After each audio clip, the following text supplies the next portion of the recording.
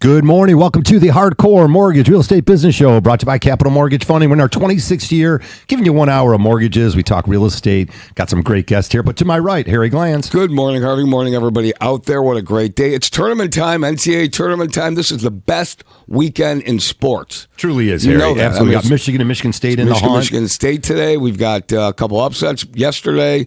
On Thursday. Yesterday was pretty much all chalk. Paul Sarah and I were talking about it. He's got his Michigan State hat on. I feel good about that, Paul. I really do. Thanks a lot for that. But in any event, Harvey, we have some great guests. We're going to talk about mortgages, talk about real estate. We're going to talk about the market.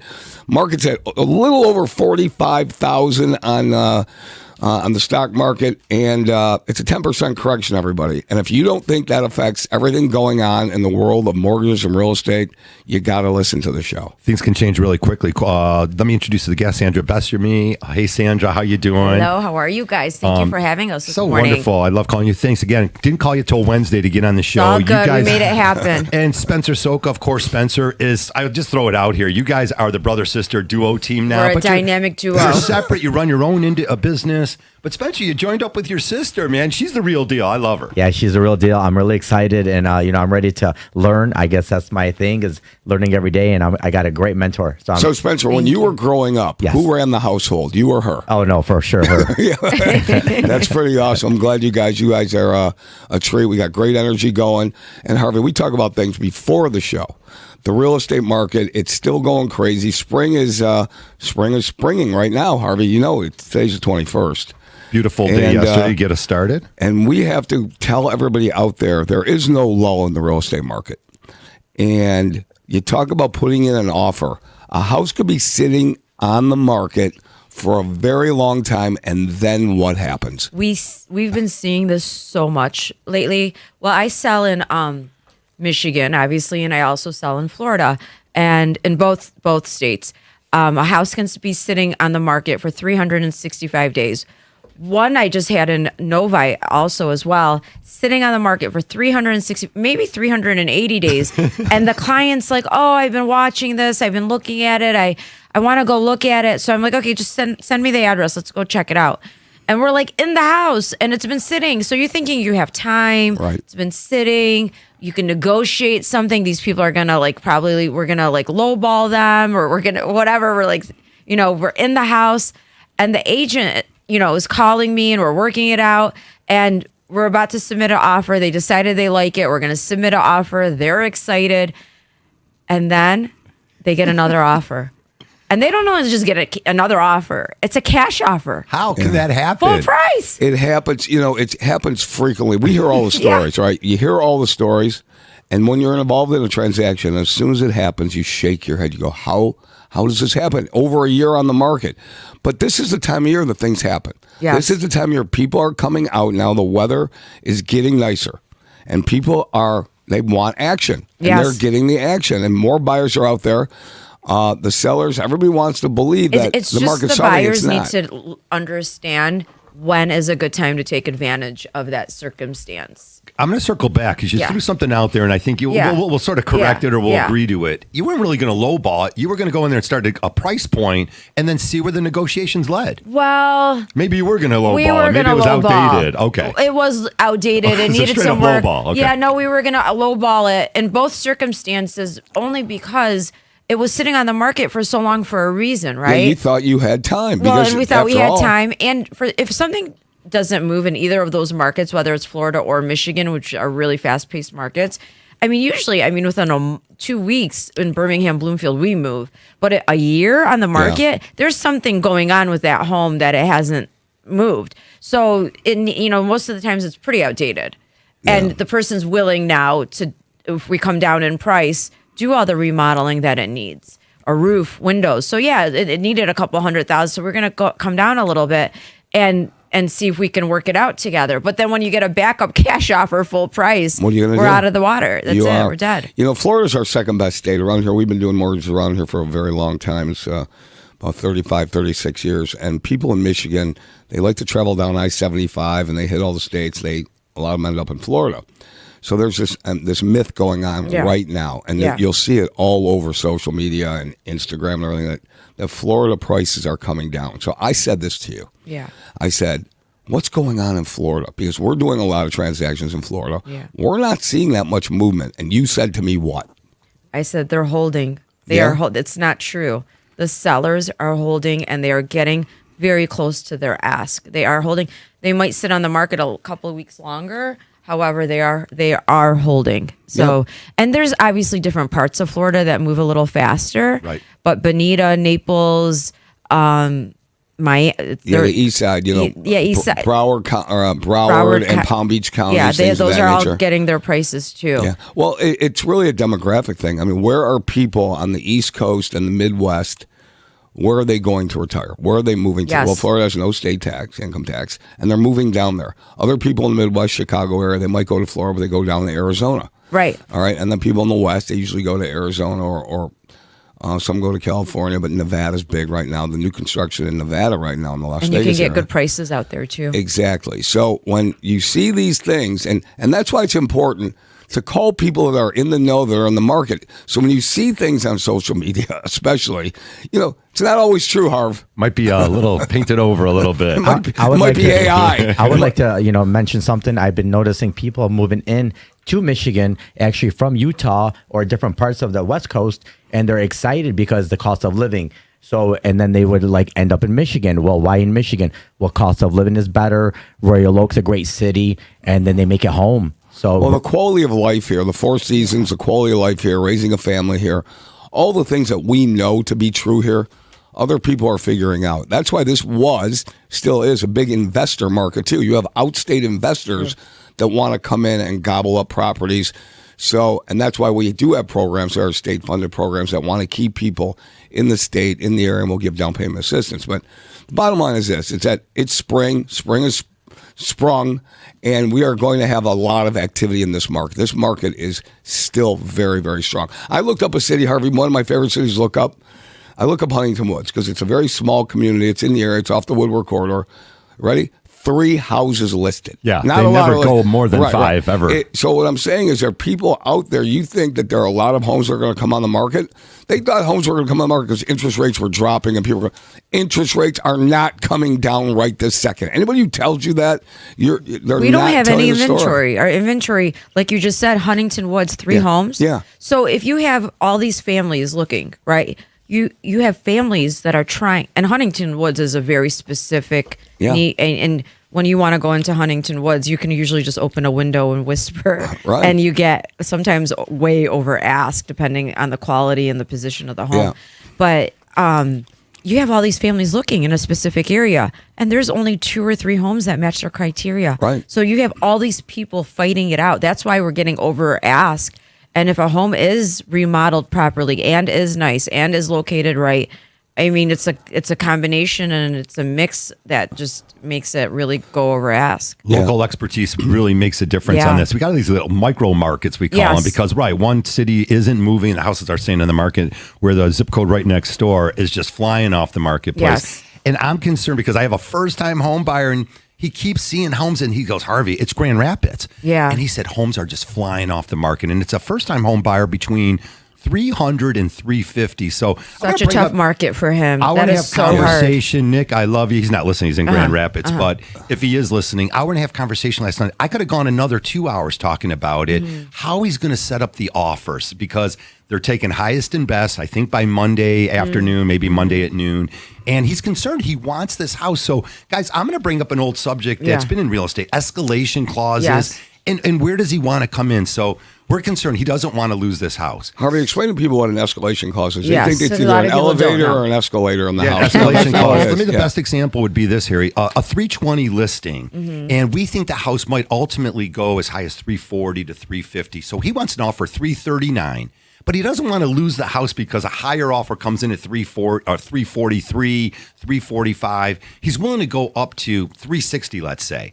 So his offer is going to state on the addendum or in the additional comments section, or a separate escalation clause. You guys even have these at the real estate office. yeah. Specifically state that he's willing to pay $2,500 over the best offer.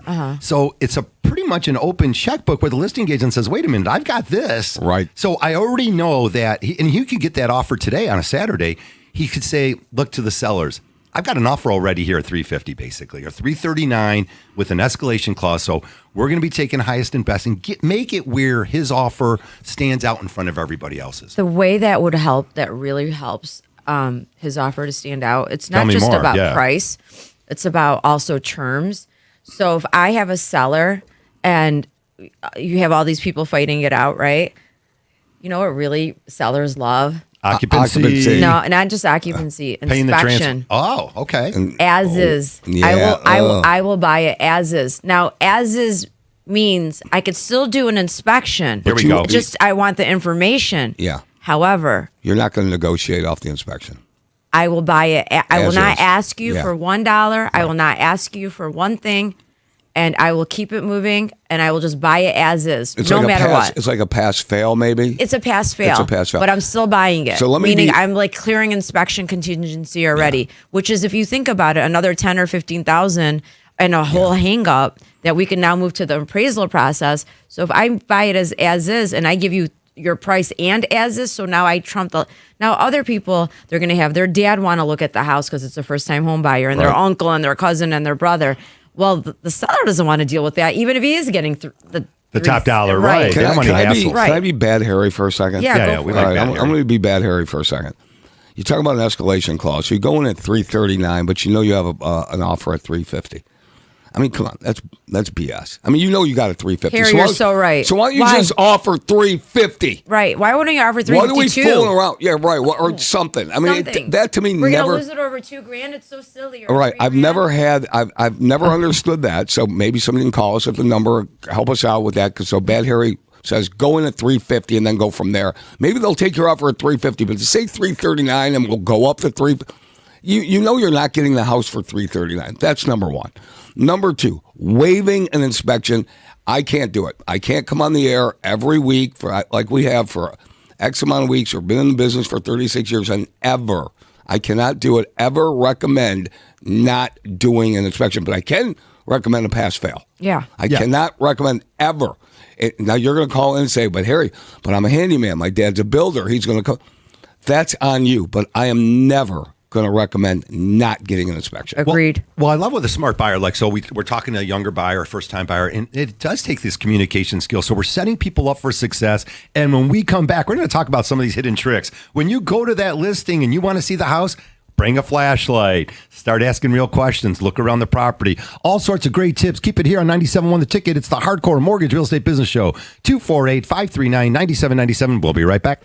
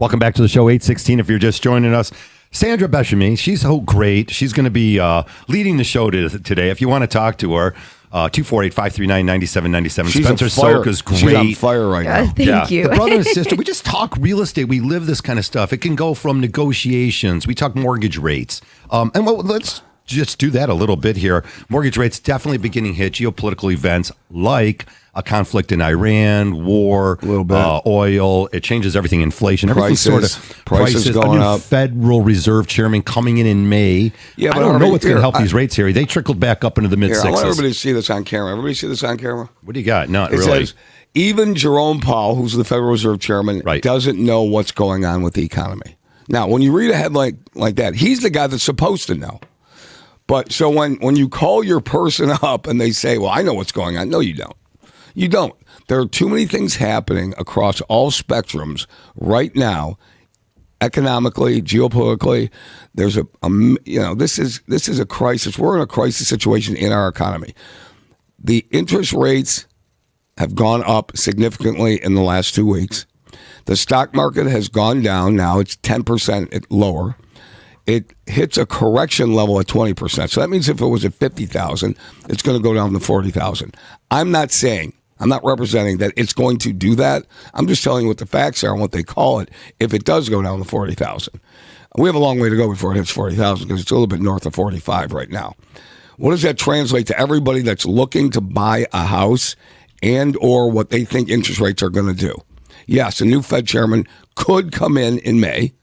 Everybody believes that he's going to start lowering the rate, but we have a prolonged situation here in the Middle East that could contribute to things staying the way they are for a little bit. But this is it. I'm wrapping it up here, everybody, so I'm getting all nerdy on you. Mm-hmm. What does that mean for interest rates? If interest rates are in the mid-sixes, is that really bad, Sandra? Is that a bad time to buy a house? No, it's not a bad time to buy a house. Get the 4% out of your head. It's not going to happen. It's not happening any longer. It's not going to happen. No. So we have little or no inventory. You got people buying houses, and people are going to continue to buy houses. So 6.5% should not dispel, or it should not dissuade anybody from buying a house. That's my rant for the morning. Well, I would like to touch on the inventory. I would believe that because the limit of inventory is driving the prices of homes up. And I do believe that with that, it's hard for people to really get those offers that they really want to get. And I think you should still be aggressive. You should not fall in love until you really get something in contract.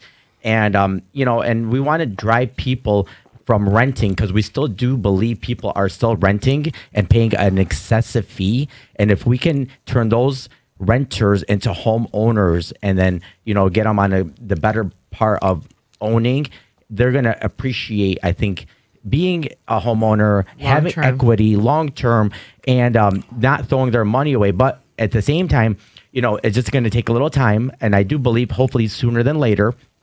And, that's what we're here for. We're here to take the renter, convert it into an owner. And we want to continue to drive that. And, I work with my sister directly.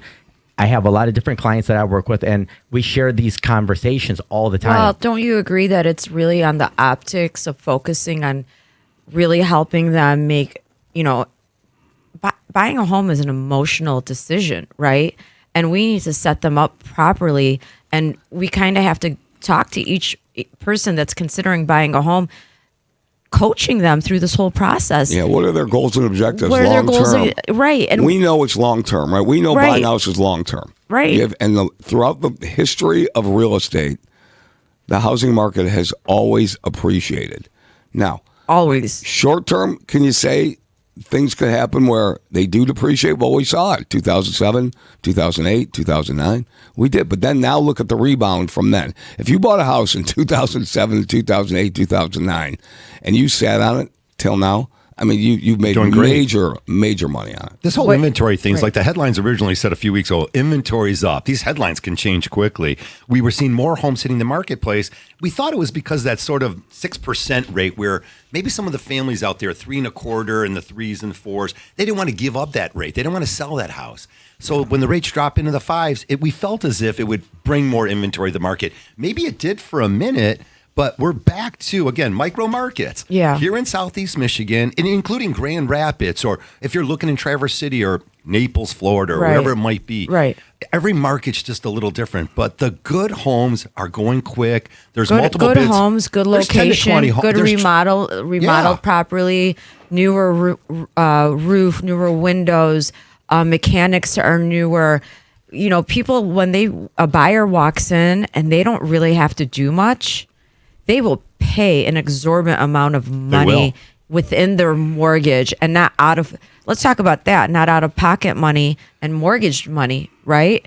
And they will pay an exorbitant amount of money to be able to move into that home and not just do anything. Not do anything and work and live their life. That is a cost that's so valuable that I can just move in and go about my life and not remodel for 2 years. I mean, think about that. Oh, totally. Quality of life changes. It leads right into what I was thinking last night. Our conversation was, well, look, you don't need to put that much down. Right. And he was going to liquidate, just in this conversation, younger person, talking about using this money, liquidating it out of his IRA or wherever his savings is. But I said, not now. I said, right now the markets are, as Harry mentioned, obviously the stock market's taking a hit. You're going to see what goes on over the next few weeks, maybe months even. Right now might not be the time to liquidate everything and put down as much money. Stay the course. Right. Keep what you're comfortable with. Put the right amount down. Discuss it with your lender and go over all those fine details. Down the road, if money's burning a hole in your pocket, you can always recast the mortgage or refinance when the rates drop. Right. I mean, it's just like the old saying says, you can marry the house and refinance the rate, right? I mean, you can I would, like anything, like Spencer was saying, if you rent, you are literally throwing your money away every single month. But if you buy, in 5 years, that home is going to be worth so much more money that you could take it down to the next house and upgrade to your next situation. I mean, depending if you buy right. One of the few tax deductions we still have as Americans are your home mortgage interest and your property taxes. Up to a certain point. $10,000 on taxes. Mortgage interest up to $750,000, I believe, right now. Correct me if I'm wrong, all you accountants out there that are listening. Hi, everybody. If you go ahead and you take a mortgage out at 7%, okay, your net effective rate, if you're in a 30-some% tax break, is about 4.5, 4.8%, because you're getting that deduction. Right. Now, people think, well, I didn't even consider that. Well, yeah, there are still a few deductions that we Americans have left if you're a W-2 borrower. And mortgage interest and property taxes are that. So homeowners, when you rent, there's no advantage. Uncle Sam is not your partner. But Uncle Sam's your partner on mortgage interest rate or mortgage interest and property taxes. So you got to figure all that out when you're putting pen to paper and say, what are the advantages? And we also, I feel like the one thing about owning real estate, you're forcing yourself to save money. So anytime you buy, you're purchasing, you're not throwing away. You're actually investing into your families, into your livelihood, and you're actually forcing. And then at the end of the day, if you need to sell, your money is there. You're actually going to take that money and hopefully expand off of that, buy a new home, and then you didn't really lose anything. You actually gained, and that's been the successful part about owning. And I really it has been, always has been that way. I like that idea. So true. We bring that back. Solid words. Yes, very good stuff. Beauty of owning a home. Give us a call here, 248-539-9797. We do have someone calling in. Paul's going to grab them. We'll get them up on the air. We'd like to hear from you. Inventory ending for March 14th said the inventory was up 5.6% from last year's inventory, but new listings were down. So, yeah, you might have listed your house, but you're clicking buttons, and we're going to go to that real quick. Sandra, I always tell people, don't click buttons because you might end up not dealing with the right real estate agent with the expertise or the right lender, or then you don't have the right title company and another thing. So it's so important to find out what's going on, because we have seen some houses go on the market, listings, and they're dumps. Let's go there. They are. They're not ready to be on the market. And you're really kicking yourself. You want top dollar if you're the seller, but you're unwilling to listen to the good advice that listing agent's giving you. You got to clean these houses up. Again, forget about decluttering. We want to paint the houses and do everything else. We're going to keep that call, Paul. We're going to go to a break a little bit, then we'll go to the call after. So definitely. All right, we got Ward on hold. Stay on the line there, Ward. We're going to come to you. We want to hear from you. 248-539-9797. It's a Hardcore Mortgage Real Estate Business Show. We'll be right back.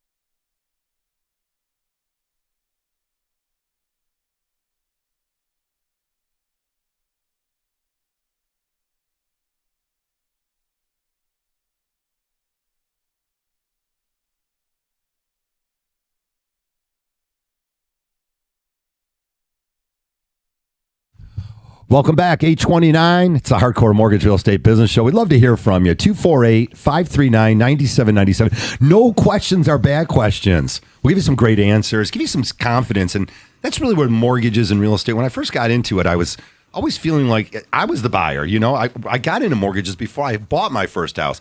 And if you want to become a great real estate agent or lender, go buy a house, because you're going to learn the process pretty quickly. Yeah, you get more through experience that way. And as you said, Harvey, you know, you're learning every day. There are nuances that we have to keep up with every single year, but it seems like it's coming fast and furious. There are more programs now than there ever have been before for first-time home buyers.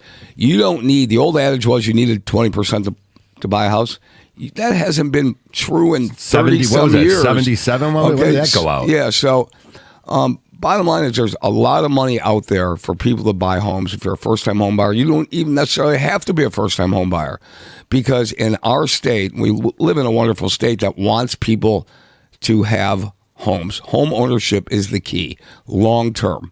All right, I don't know anybody that hasn't long-term been able to move up, to trade up, to go ahead and make money long-term on real estate. How many years is it if you're a home buyer and then you basically are not a home buyer and then you can become a first-time home buyer again? How many years does it take? That's a great question. 36 months, 3 years, right? So you are a home buyer out there, folks. If you bought and you sold and you got rid of your house 5 years ago with the situation you've been renting, yeah, you're a home buyer again. If you have not been on title, but if you're considered a first-time home buyer. Yes, but if your uncle, aunt, mom, or somebody put you on title to a house, you're a homeowner.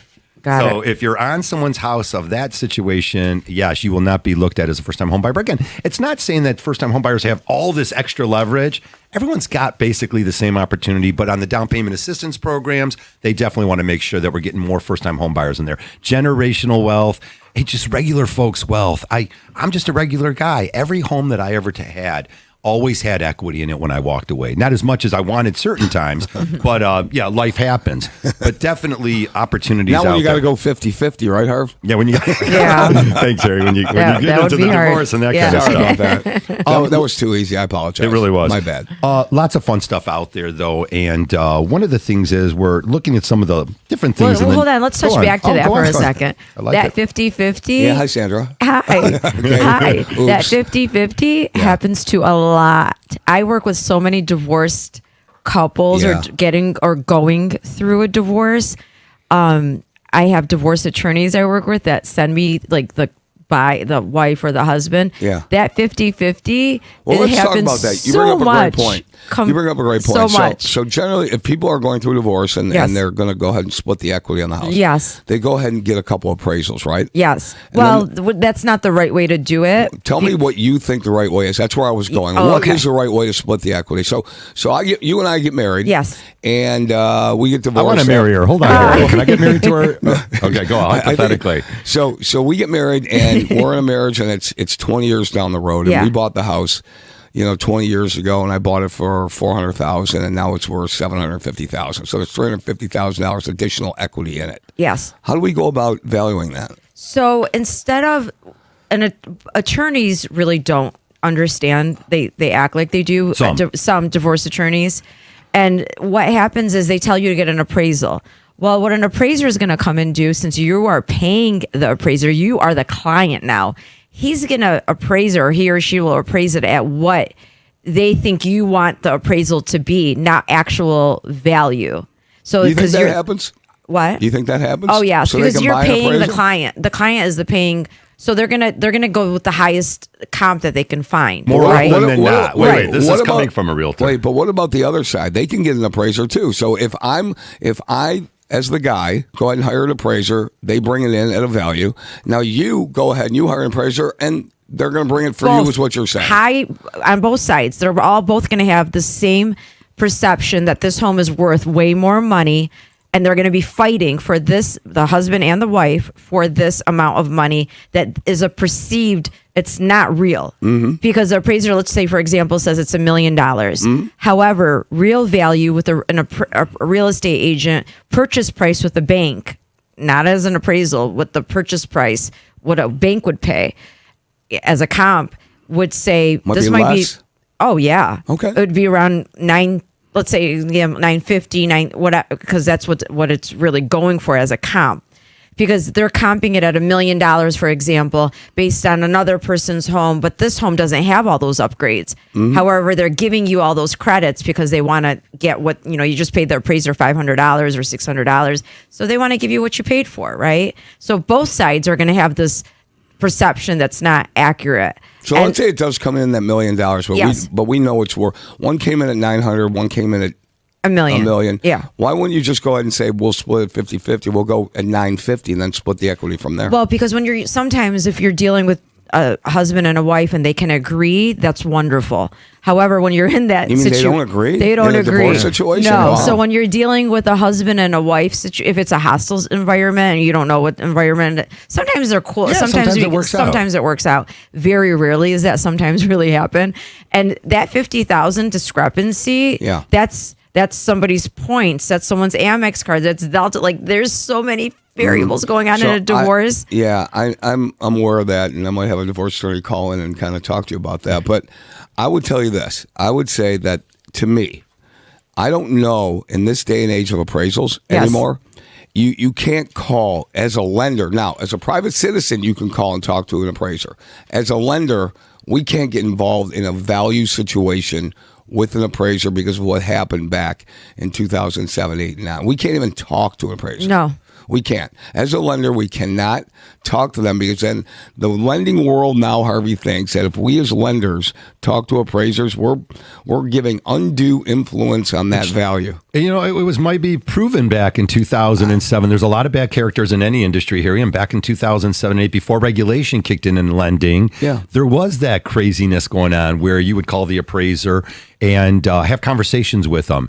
But they do have a rebuttal system still today. So again, if sometimes in a house does come not at the purchase price, you can do a rebuttal. You can get more information. You can gather additional comparable sales in the neighborhood. If you're going to ask me what is the right first step if two people are getting divorced, I would hire a realtor. And I have both sides, not just one side, hire a realtor to give accurate comps that are not biased, that just say this is what you really can get for your home. I like that idea. Two market analysis, two separate real estate agents, no money spent. No money spent. But let me ask you this. I like that one. And we're going down. This is a rabbit hole. It's a rabbit hole. Yes, but down. it definitely needs to be talked about because a lot of people do get divorced. If you go into court and I have a bona fide appraisal from a licensed independent appraiser versus a market analysis from a realtor, who do you think the court is going to look at more favorably? They're going to look at the appraiser's thank you. opinion. Yeah. Because the court doesn't know it as well, that the appraiser's opinion means... Sandra's taking the whole legal profession on this morning. Well, because I'm the one in the field. I'm the one going to be selling your home. And at the beginning of the transaction, we haven't got to spending money on appraisal. We're just at the beginning of figuring out what we're going to do to get through this. Right. And again, we brought it up. It's a 50-50 world. However... I like market analysis.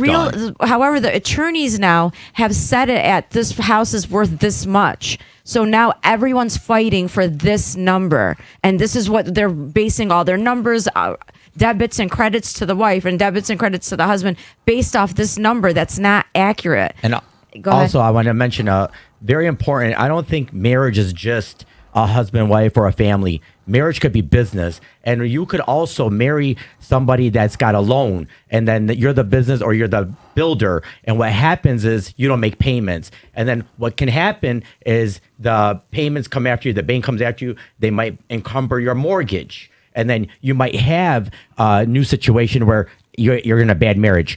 So what I think about this is the best bet is you bring these attorneys, you got all this going on, but the best thing you could do is work with a realtor because they are going to bring the best advice. They don't have any interference. It's unbiased, you're saying. Very unbiased. And they can actually bridge the negotiation. And you can also get out of it with probably getting a deal done.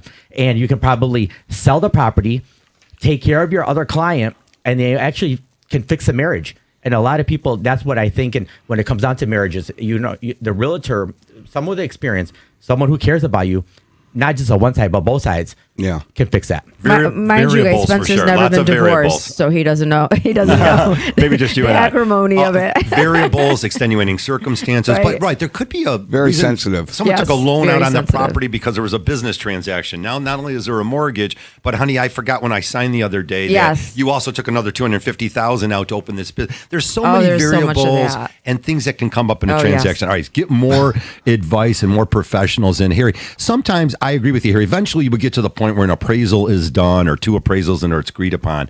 But sometimes a market analysis is a great start. Two separate opinions where it shows all the comparable sales within a square mile in a particular city. The homes are similar. And again, cooler heads prevail. Yes. Better negotiation up front. Maybe spend less money with your attorney because you're not fighting and arguing over everything. Right. And sometimes, Sandra, people throw up their arms and say, you know what, you keep the house then. But That takes a process, though. That's Yeah. like about a year after you've spent all you don't know. They don't rarely, if they're contentious, start out that way. cash out refinance to pay off your ex-spouse. Okay, we're going to send an appraiser. The lender's Yes. sending an appraiser there. So that really spells it all out. If there's lots of equity, you come to an agreement, everyone can walk Which is a away beautiful happy. thing, and you can move on with your life and start a fresh start and look out a new window. But at the beginning, it's hard to get everyone at that point. But it happens. It happens so much more than. There's so many homes I look at when I'm driving by, and I'm like, oh my god, there's like 6 homes out of this street. Half of them are all divorced, and people don't. Oh yeah, people don't realize what's really going on, and then Life's that's stressful. life. Yeah, so it's something that you do have to. It's something to talk about. All righty. When we come back, we're going to go to a quick break, maybe, Paul? 248-539-9797. It's a Hardcore Mortgage Real Estate Business Show. We'd love to hear from you. Making real estate fun. And when we come back, we got to touch on some debt consolidation. Interest rates are still lower than they were in the past. And a lot of my clients, I'm taking them from 30 years to 20 years. I'm no longer going backwards in time. Let's move that up to a 20 or a 15 year and build let's some talk equity. about that. We will talk about it. 841. Keep it here on 97.1 The Ticket. We'll be right back.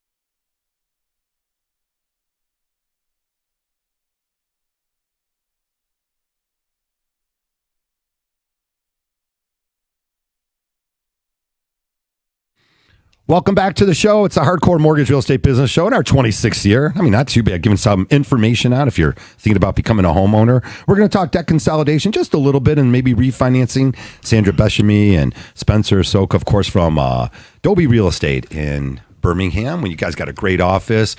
Simon always lets me come in there. You guys got always food and coffee. It's like we have this whole an real office estate world. that's Yeah, it's good so vibes. abundant, and we have such a great brokerage. I've worked at multiple brokerages, and this is home. It's so amazing there.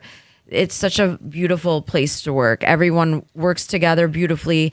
It's an abundant office. Like I just saw Simon got written up lately. You know, he did, and he got an award. I don't remember the award he got, and it's well deserved. Yeah, I saw that. He brings harmony to every circumstance and situation, and he doesn't really hire people that are, that don't aren't like minded. So that's a beautiful thing. It's very protected in there. That's a fun office. Yeah. So one of the things I mentioned right before we went to break was like refinancing. Which let's talk about that, because that's something that I really love to hear, that you're doing 20 year. That's awesome. That saves people 10 years off their mortgage. You know, a year and a half, 2 years ago, 2.5 years ago, we're doing a lot of mortgages at over 7%. You guys remember those days at 7, 7.8, 7.25, even a little bit higher. So when rates go down, it allows people, if you're going to stay in your house for a very long period of time, and you did a mortgage 2 years ago on a 30-year fixed, and we can get you down below 6, you're going to save in the term. Your payment might go up a couple $100, but that's well worth it if you're going to be in the house for a long period of time, because you're going to cut off 8 years of that term. Wait, give me so an that's example. 8 years of interest. So I'm a first-time home. I'm any buyer, and let's say, give me an example. If the home is $500,000, so if you what would my payment be? This is really good. Now I got to bring up the calculator. Yeah, You're going to go that please technical? do, because so if you bought a house, I do. Yeah, you bought a house 2 years ago for $500. Okay. And let's say your mortgage was $400,000. Yes. And you paid, and you got a rate of 7.5. Okay. Okay, Harry will do the quick math for you. I don't know which math I'm going to do, but I think I'm just going to without doing the math. So then we'll go, and then so what we'll do is we'll call you up and we'll say, hey, listen, there's an opportunity for you to get under 5%. So let's just say it's 5 7/8, for example. And we do the math. We'll do the math at your current mortgage balance. So if it was 2 years ago and you got a $400,000 mortgage, you're probably in the 385 range right now, because most of it goes to interest. A few dollars goes to principal. Right. So you're at 385. Okay. So we do the new mortgage at 385 over a 20-year period of time, and chances are your payment's going to be up about $250 a month. However, is that we just taken 8 years off, because you were on a 30, less than 2 is 28, and now we're taking you down to a 20.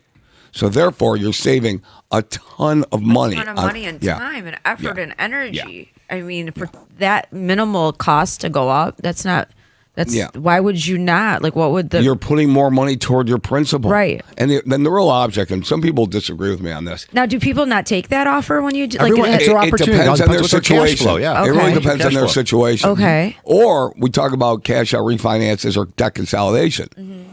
If somebody, the best scenario is, just had one happen last week. The best scenario is they took out a mortgage at 7%, but they rang up $90,000 in credit card debt. So now we can come back to them and say, hey, we'll get you the 7%, but we'll be able to get you the $90,000 out because your house is appreciated, and you'll pay off all your 18 to 22% credit card debt. Therefore, you're done. And your payment, you're saving, God, I don't know, $1,200, $1,500, $1,800 a month. These amortization charts are everything. The math doesn't lie. It's one of those things. Again, we don't figure them out, or computer calculations, amortization charts. When you look at what you can save from dropping your term, that's the key here, is what we're talking about. And Harry used $250, whatever your loan amount is and your interest rates, those are going to vary. But if you could save or even spend another $150 a month, but knock 8 years off your loan, folks, you can call me at the office. I'll run $1 million in amortization charts. It's a winner. A 30-year mortgage or a 40, and the president was talking last year about a 50-year mortgage. No money goes towards principal. Look, I sell 30-year mortgages all the time. The clients understand that the end game if they're going to stay in the house or if they're only going to be there for 5 or 10 years, is to build equity. You can do it by sending additional money towards principal, or you can knock the term down and spend whatever it is, $150, $200 more, but maybe you just knocked off 8, 9, or even 10 years off your mortgage. Remember, the object of taking out a mortgage or any loan for that matter is to pay it back. So as quickly as 50-year mortgages hit the headlines, they disappeared. Have you heard anything about it lately? Zero. No. Zero, right. Well, it's not motivating. No because one's going to build now- equity. No. Yeah, exactly. Why do you want to extend that debt another 20 years? Look, However, there's 20 is very, I would think as a young person, 20 years, if you think about that. Goes by in a blink. In a blink. Yeah. And now your house is paid off. Or even if you're in the house for 10 years, There you're you like, go. Thank oh, you. Yes. I'm almost halfway through paying off my home. No question. That's a beautiful thing. But it's not really, and Sandra, you'll appreciate this. Yes. It's really not a one-size-fits-all. What's No. good for you and me and Yes. Spencer and Harvey Yes. might not be good for somebody else. Yes. So that's why we always say it. If you listen to the show, which I hope everybody does every week, we always say it's a math problem. Yeah. It's all in the math and how that math works into your situation.